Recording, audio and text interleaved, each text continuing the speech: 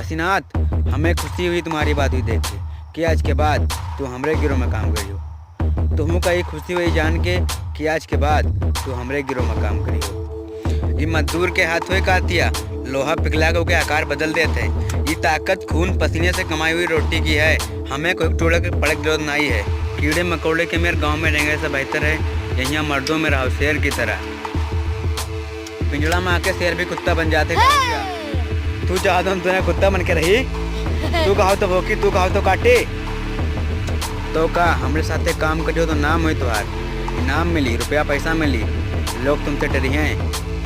डरा के लोगों को वो जीता है जिनके अड्डों में पानी भरा होता है।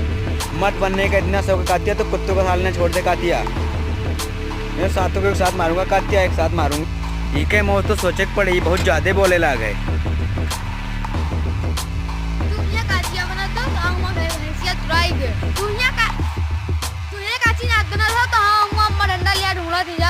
हमारा आपको कातिया गांव का कातिया टूर अगर आपको अच्छा लगा हो तो इसको लाइक करें, कमेंट करें और मेरे वीडियो को लाइक करें और चैनल को सब्सक्राइब करें।